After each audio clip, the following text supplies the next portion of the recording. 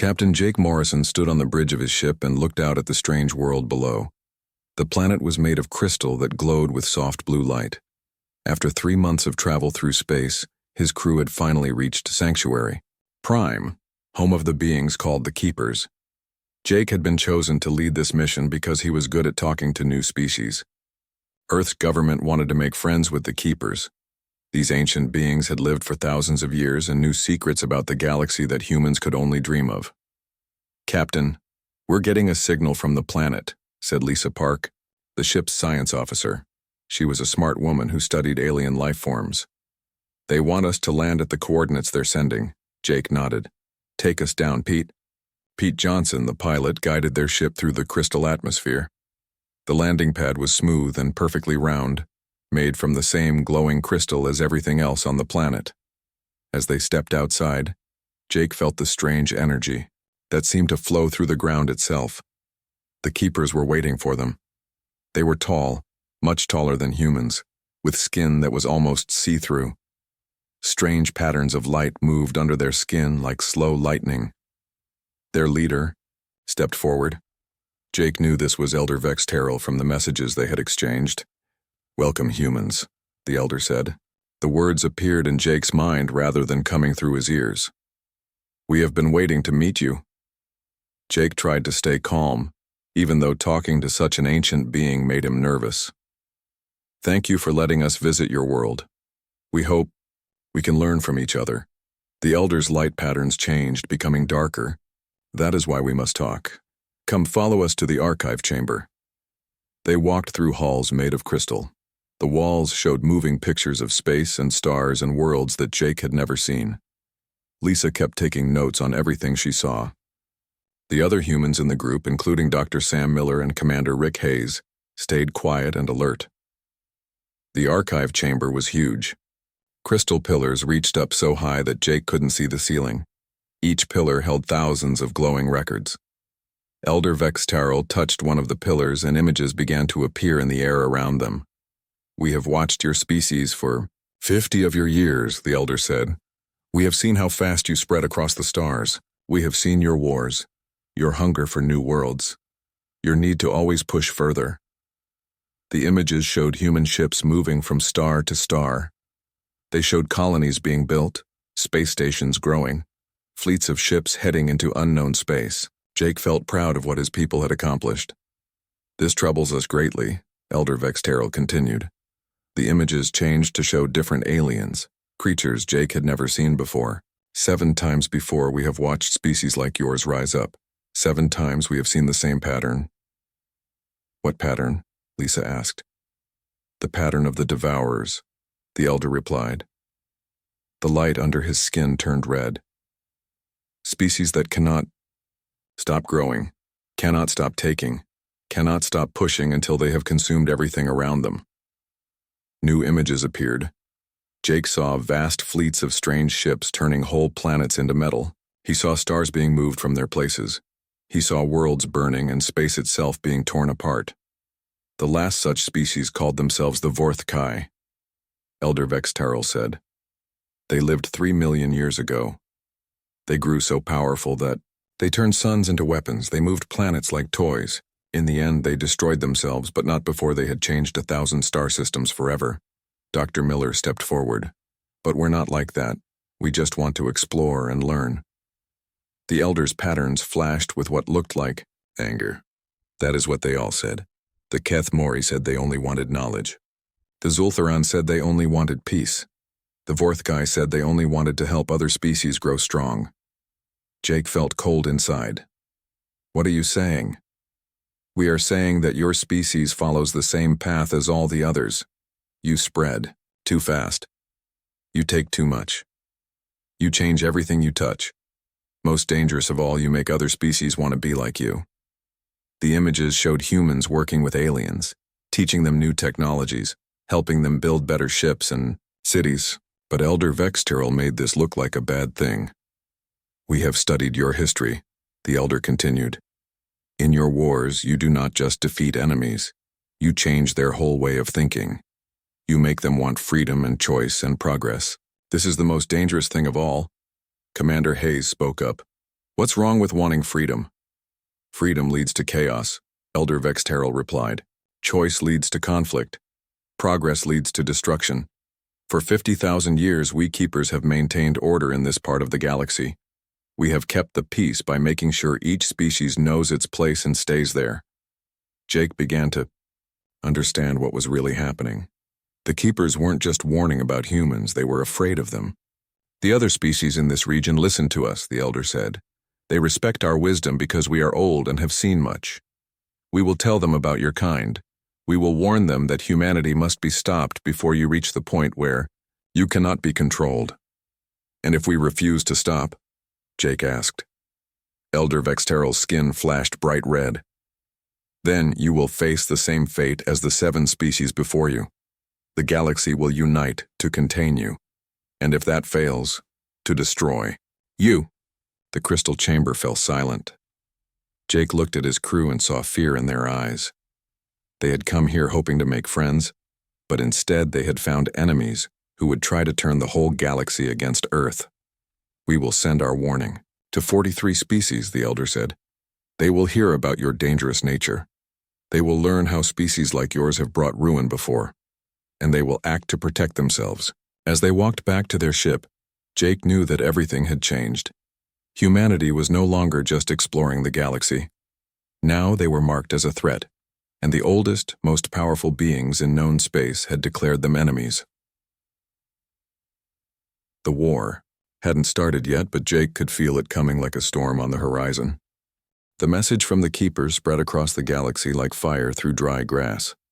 Within 6 months, every major species had heard the warning about humanity.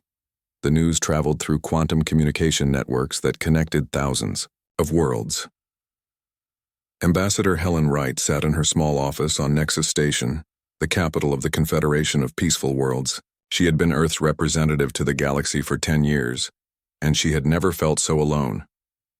Through her window, she could see the massive space station that housed delegates from 43 different species.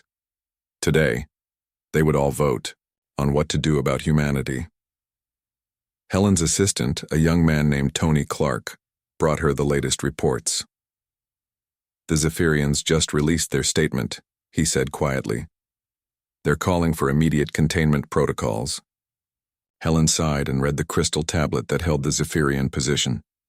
The Zephyrians were beings made of living crystal who could move through solid matter. They had been peaceful traders for thousands of years, but now they were afraid. They say we've colonized 17 systems in 80 years, Helen said. They took 3,000 years to do the same thing.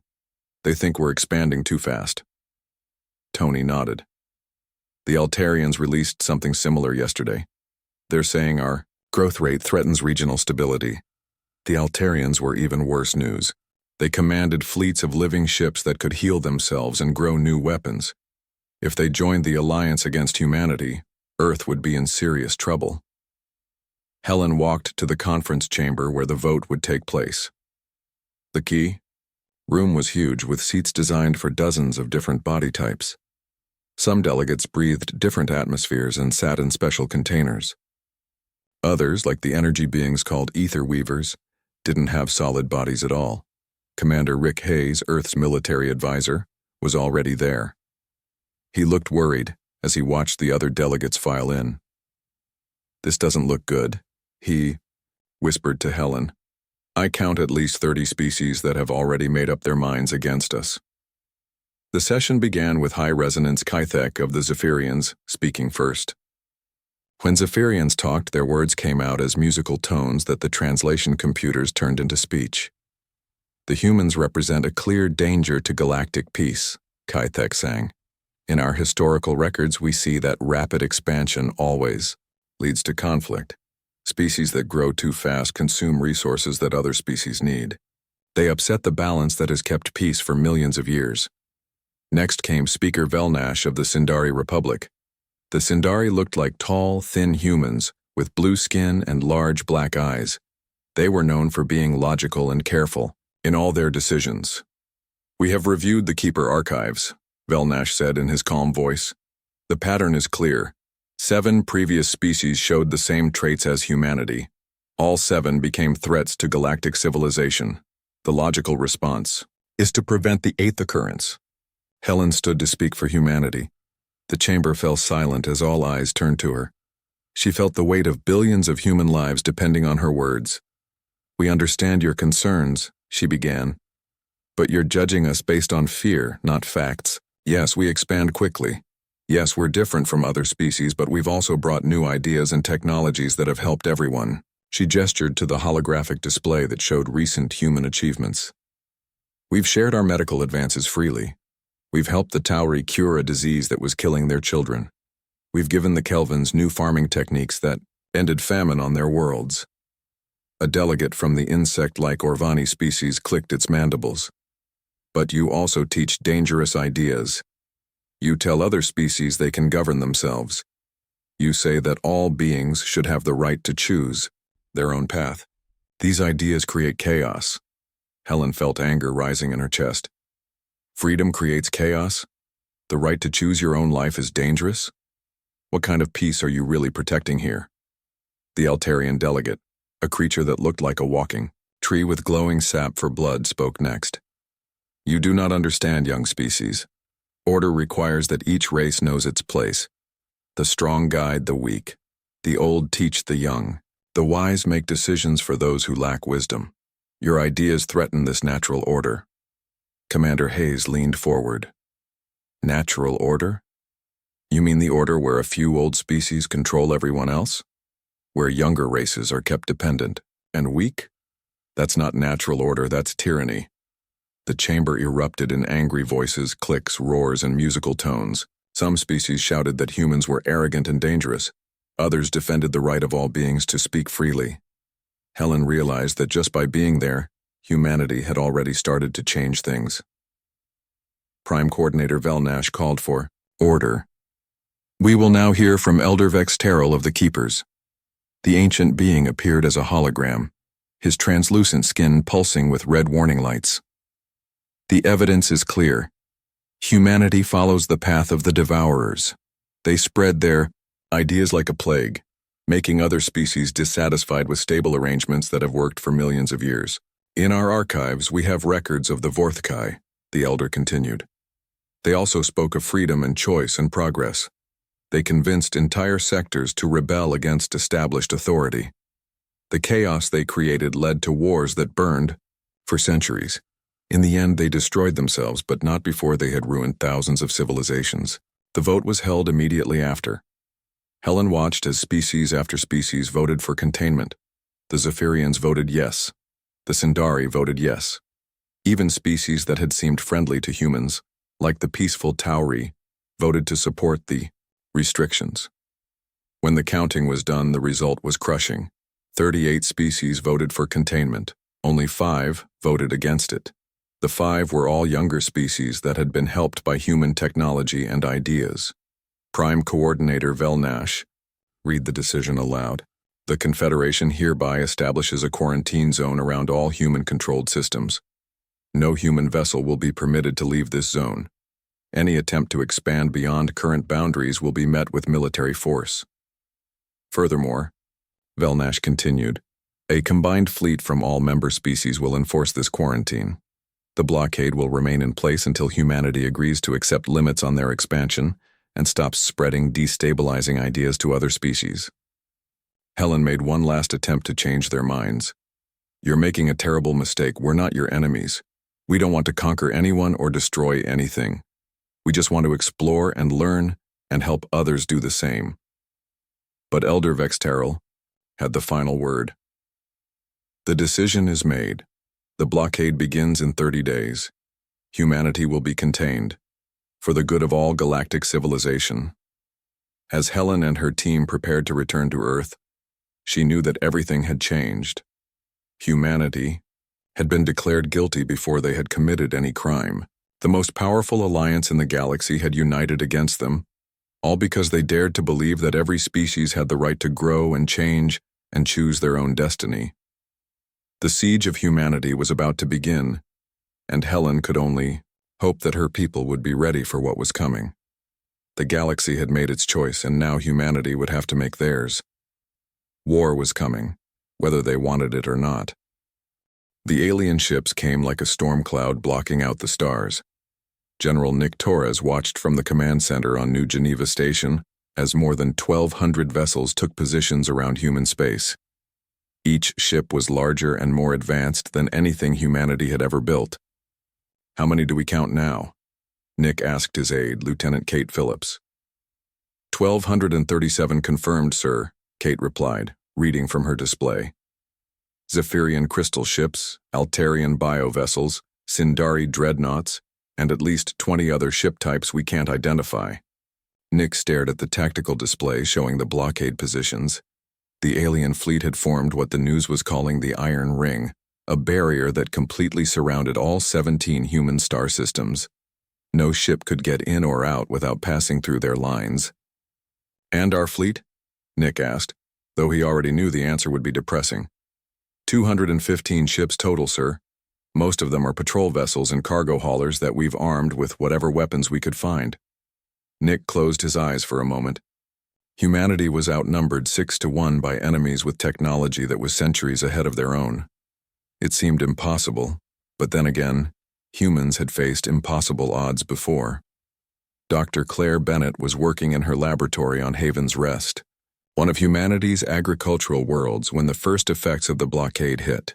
The planet's food production depended on special minerals that had to be imported from the mining world of Kepler-7. Without those minerals, the crops would fail within months.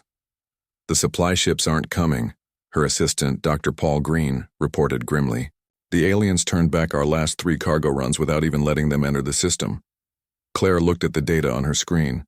Haven's Rest fed 6 million people across 3 star systems. If the crops failed, millions would starve. "How long do we have?" "Maybe 4 months before the food situation becomes critical," Paul replied. 6 months before people start dying." The same scene was playing out across human space. The colony on New Texas needed medical supplies that came from Earth. The mining stations around Beta Centauri needed replacement parts that were manufactured on industrial worlds. Every human settlement had become dependent on trade between the stars, and now that trade was cut off, Captain Dan Morgan commanded a small convoy of supply ships trying to break through the blockade near the edge of the Sol system. His ships carried food, medicine, and equipment desperately needed by the outer colonies. There, his navigator, Ensign Amy Foster, pointed at the tactical display. 3 Zephyrian patrol ships, bearing 27 Mark IV. Dan had studied everything. Earth's intelligence services knew about Zephyrian technology. Their ships could phase through solid matter, making them nearly impossible to fight with conventional weapons. But maybe he could talk to them. "Open a channel," Dan ordered. The Zephyrian commander appeared on the screen, a tall, crystalline being whose body rang like a bell when he moved. "Human vessel, you are in violation of the quarantine zone. Turn back immediately." "We're carrying medical supplies," Dan replied. "People will die without these medicines." "That is unfortunate, but the quarantine must be maintained. Your species has been deemed a threat to galactic stability." Dan felt anger burning in his chest. "A threat? We're just trying to help sick people. Turn back or we will disable your ships." Dan looked at his crew. They had families on the outer colonies, people who needed what these ships carried. "What? If we refuse?" The Zephyrian's answer came not in words but in action. The 3 alien ships simply passed through the hulls of Dan's convoy like ghosts walking through walls. Once inside, they used some kind of energy beam to shut down the human ship engines. Within minutes, Dan's entire convoy was drifting helplessly in space. The aliens hadn't fired a shot or killed anyone, but they had made their point perfectly clear. Human technology was no match for what the galaxy could bring against them. Commander Tim Ross was having better luck with hit-and-run attacks using small, fast ships. His squadron specialized in getting past the larger alien patrols by using speed and clever tactics instead of trying to fight directly. "Remember, we're not trying to win battles," Tim told his pilots during their briefing. "We're trying to prove that we can't be completely contained. Every successful supply run we make shows the colonies that Earth hasn't abandoned them." His best pilot, Lieutenant Sue Palmer, raised her hand. "What about the psychological warfare, sir? The aliens are broadcasting surrender messages to every human colony 24 hours a day. Tim had seen those broadcasts. Smooth alien voices explaining that the blockade was for humanity's own good, that humans needed to be protected from their own dangerous impulses. The messages promised that life would be better once humanity accepted its proper place in the galactic order. "Ignore the propaganda," Tim said firmly. "Our job is to keep hope alive out there." But even Tim had to admit that hope was getting harder to find. The alien technology was so advanced that most human weapons couldn't even scratch their ships. The few times human forces had managed to damage alien vessels, the ships had simply healed themselves or been instantly replaced by others. Dr. Steve Clark led the team trying to understand captured alien technology in a secret laboratory on the moon. They had managed to recover pieces from a Sindari scout ship that had suffered some kind of malfunction near Mars. "The good news is that their technology isn't magic," Steve reported to General Torres during their weekly briefing. "It follows physical laws that we can understand. The bad news is that they're about 500 years ahead of us in material science and energy manipulation." "Can we catch up?" Torres asked. Steve shook his head. "Not in time to make a difference in this war. We'd need decades of research to even begin approaching their level." The months dragged on, and the situation grew worse. 3 outer colonies had gone silent, their communication systems failing without replacement parts. Food riots had broken out on 2 agricultural worlds. The human government was talking about rationing everything from medicine to clothing. But something unexpected was happening too.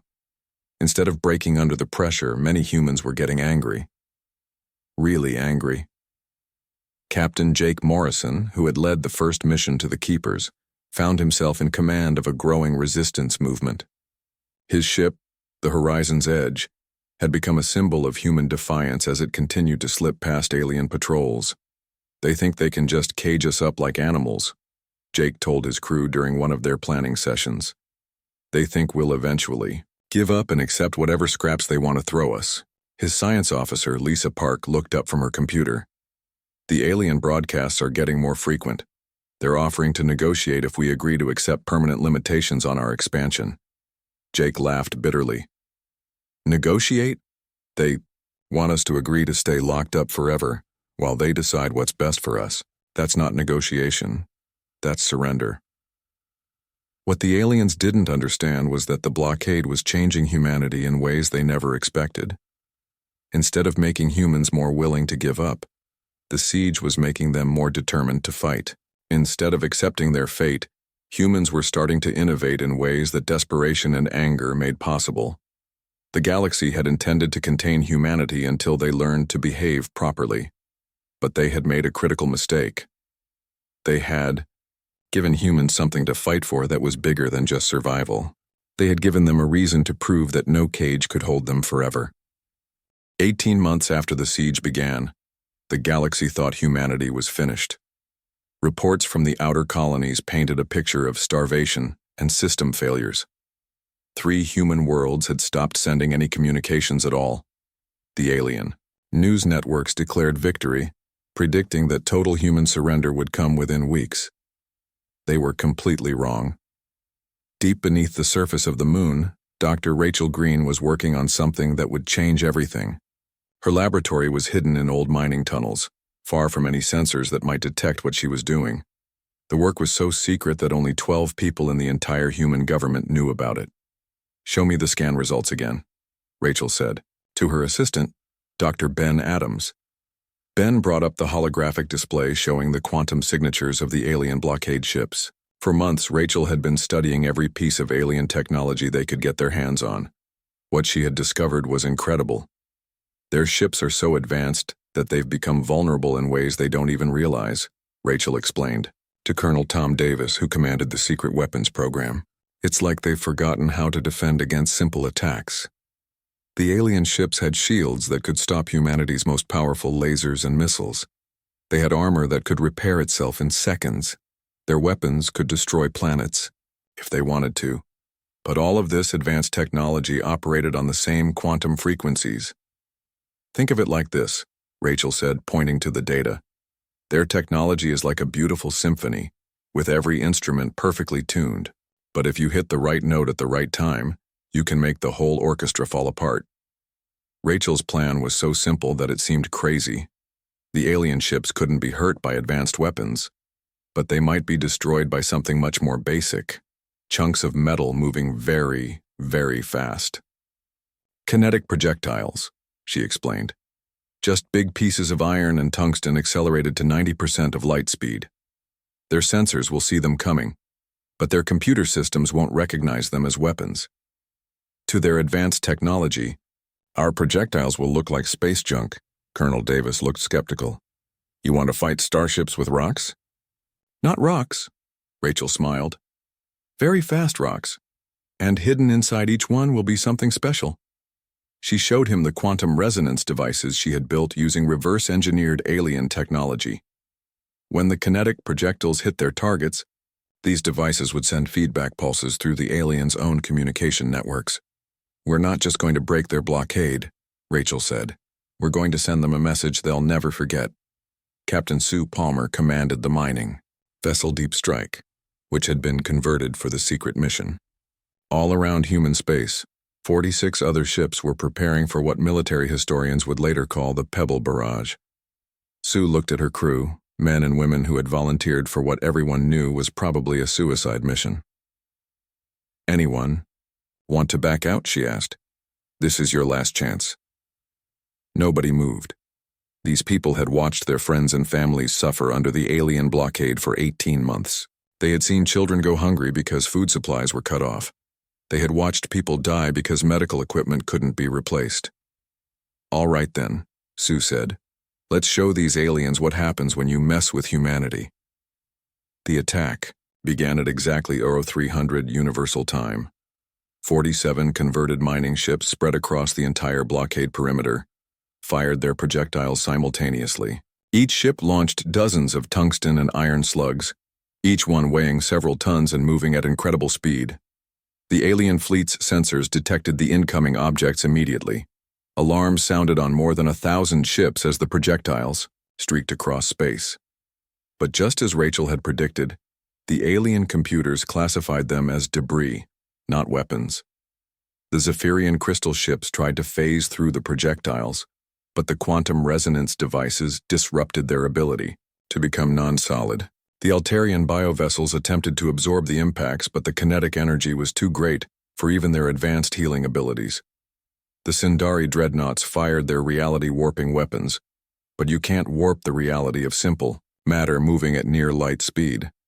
In the space of 6 hours, humanity destroyed over 300 alien ships and opened massive gaps in the supposedly unbreakable iron ring.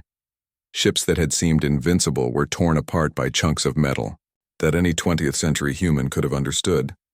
But the real shock came when the quantum resonance devices activated. As each projectile struck its target, it sent a pulse through the quantum communication networks that connected every alien ship, station, and world in the Confederation. The message was simple, appearing simultaneously on every screen and in every communication device across 43 star systems. This is humanity. We offered you peace. You chose war. Now you will learn why the elders were afraid. High Resonance Kythek of the Zephyrians received the message while aboard his flagship near the ruins of what had been the strongest part of the blockade. His crystalline form rang with shock and disbelief as he watched human ships pouring through the gaps in their defenses. How is this possible? He sang to his officers. Our technology is centuries beyond theirs. Our shields should have stopped anything they could throw at us.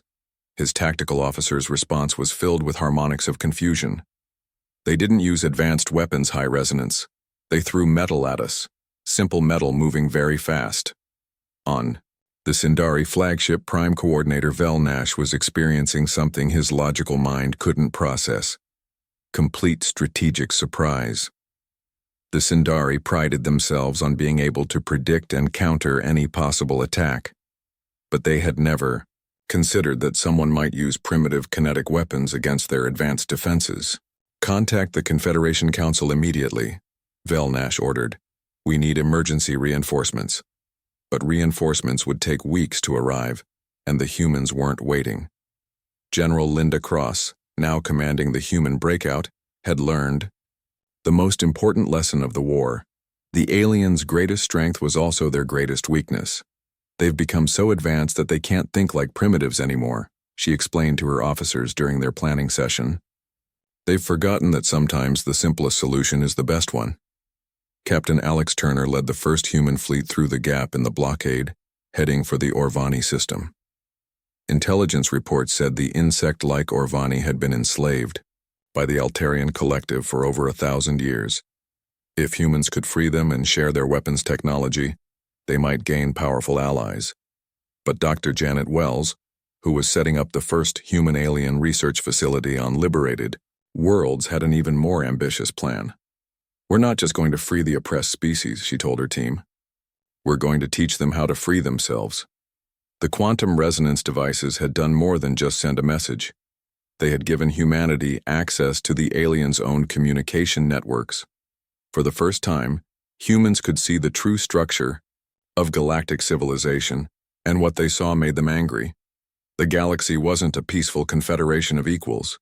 It was a rigid caste system, where a few ancient species controlled everyone else. Younger races were kept dependent and weak, forbidden from developing advanced technology or governing themselves. The peace that the Confederation boasted about was really just enforced stagnation. No wonder they're afraid of us, Captain Jake Morrison said as he reviewed the intelligence data. We don't just threaten their ships and weapons, we threaten their entire way of life. The war had entered a new phase. Humanity had proven that the most advanced technology in the galaxy could be beaten by clever thinking and simple physics.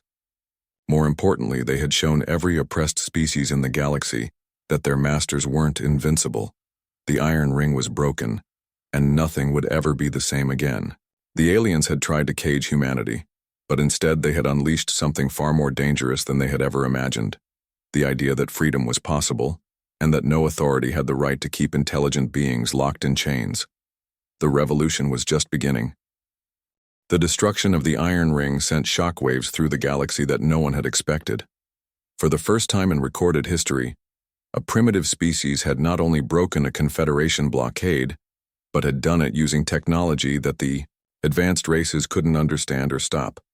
General Linda Cross stood in the command center of the human flagship Victory, watching as her fleet spread out beyond the broken blockade for the first time in almost 2 years.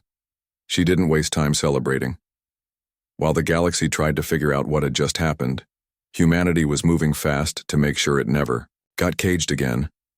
Report from all sectors, Linda ordered her communications officer, Lieutenant Kelly Price.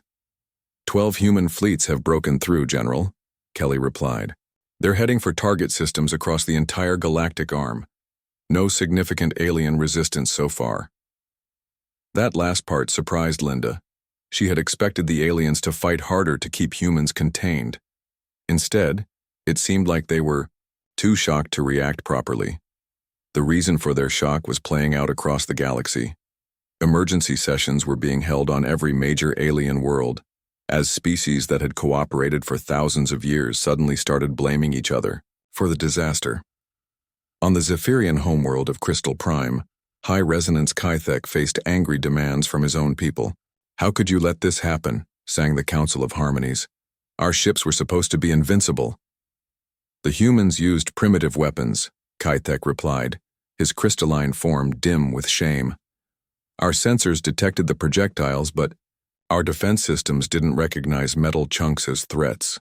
Primitive weapons that we couldn't stop, sang another council member bitterly. What does that say about our supposedly advanced technology? Similar scenes were happening across alien space. The Altarian collective was dealing with rebellions on 6 different worlds as their slave species realized that their masters weren't as powerful as they had claimed. The Sindari Republic was facing the first major political crisis in their 3,000-year history, as younger Sindari demanded to know why their leaders had failed so completely. But Commander Roy Carter, leading the human advance into the HFY Orvani system, wasn't interested in the aliens' political problems. He was focused on something that would upset the galactic order even more, freeing the oppressed species that the Confederation had kept under control for centuries. The Orvani were insect-like beings with 6 arms and compound eyes that saw in spectrums humans couldn't imagine. They had been enslaved by the Altarian collective for over 1,000 years, forced to work in mines and factories while their masters lived in luxury. "Attention Orvani workers," Roy broadcast to the planet below. "This is Commander Carter of the Human Fleet. We know you've been enslaved. We're here to help you fight for your freedom." The response came from Hive speaker Zakth, one of the Orvani leaders who had been working in secret to organize resistance. "Humans? We have heard the stories. You broke the great blockade that was supposed to contain you forever." "That's right," Roy replied. "And now we want to share what we've learned. You don't have to stay slaves, you can fight back and we'll help you do it." What happened next would terrify the Confederation more than any military defeat. Captain Alex Turner didn't just free the Orvani. He armed them with human weapons and taught them human tactics. Within days, the Orvani uprising had spread from one mining world to 12 different systems. Dr. Janet Wells set up her research facility on Kepler Station, right in the middle of what had been Confederation space. Her team included scientists from 6 different species, all working together to develop new technologies. It was the first time in galactic history that advanced knowledge was being shared freely instead of hoarded by the ruling species. "The Confederation system is based on keeping younger species dependent," Janet explained to her mixed team of human and alien researchers. "They give out just enough technology to keep civilizations functioning, but never enough to let them become truly independent." Her Orvani colleague, scientist Drone Clicktar, clicked his mandibles in agreement. "My people knew how to build starships 2,000 years ago. The Altarians forbade it, saying we weren't ready for such responsibility. Well, now you're going to learn," Janet smiled. "And once you do, you can teach others." The real revolution wasn't happening on battlefields. It was happening in research labs and communication networks as humans shared everything they knew with anyone who wanted to learn. For the first time in millions of years, knowledge was flowing freely through the galaxy, instead of being controlled by ancient hierarchies. The effects were incredible. The Tauri, who had been kept at a primitive technological level for 3,000 years, built their first warp-capable ship within 6 months of receiving human technical data. The peaceful Kelvans developed new agricultural techniques that ended food shortages across their entire sector. Most importantly, species that had never been allowed to communicate with each other were suddenly working together. The rigid caste system that had kept the galaxy stable for so long was falling apart as younger races realized they didn't need the old powers to survive and grow. Elder Vexteril emerged from the Keeper archives one final time, his ancient form, pulsing with colors that showed deep fear. He sent a message across the galaxy that was broadcast on every communication network. "This is what we warned you about," the Elder said, his mental voice reaching billions of minds. "The humans do not conquer through force. They conquer through transformation. They do not rule other species. They teach them to rule themselves. This is the pattern we have seen 7 times before," Vextarol continued. "The dangerous species never destroy civilizations directly. They make it impossible for civilizations to remain unchanged. They spread ideas like viruses, making every species they touch want to grow and explore and push beyond every limit. But the Elder's warning came too late. The revolution had already spread too far to be stopped. Major Kelly Price, who had been documenting the war from the front lines, was present for the moment that would define humanity's place in galactic history. On the former Confederation capital of Nexus Station, she watched as Ambassador Helen Wright addressed what was left of the old government.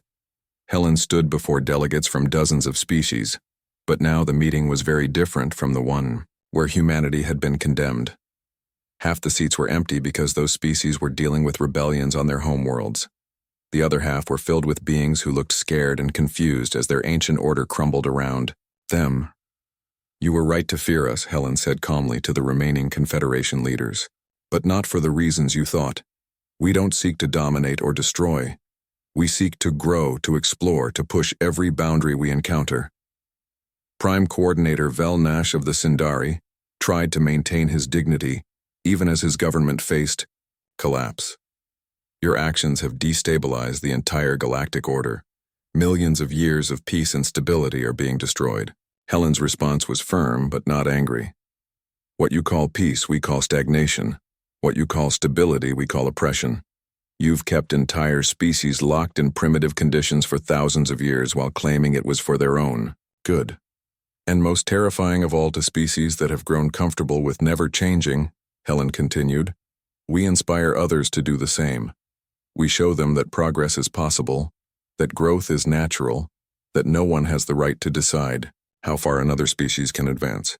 An Altarian delegate, one of the tree-like beings whose bioships had been among the most feared in the galaxy, spoke with a voice like rustling leaves. But what happens when every species wants to expand and explore? What happens when there are no limits? Helen smiled. Then we find out what intelligent life is really capable of when it's allowed to reach its full potential. As the old Confederation government officially dissolved, humanity found itself at the center of something unprecedented, a galactic alliance based on cooperation instead of domination, on shared knowledge instead of hoarded secrets, on the belief that every species had the right to determine its own destiny. The elders had been right to warn the stars about humanity, but they had been wrong about what made humans truly dangerous. In the end, humanity proved unstoppable not because they were the strongest warriors or had the best weapons. They were unstoppable because they refused to accept that anything was impossible. And in a galaxy that had forgotten how to dream of better things, that proved to be the most revolutionary force of all. The war was over, but the real adventure was just beginning. For the first time in millions of years, the galaxy was free to grow and change and explore, without ancient powers deciding what was and wasn't allowed. And leading that charge into an unlimited future were the humans who had proven that no cage, no matter how strong, could hold a species that refused to stop reaching for the stars.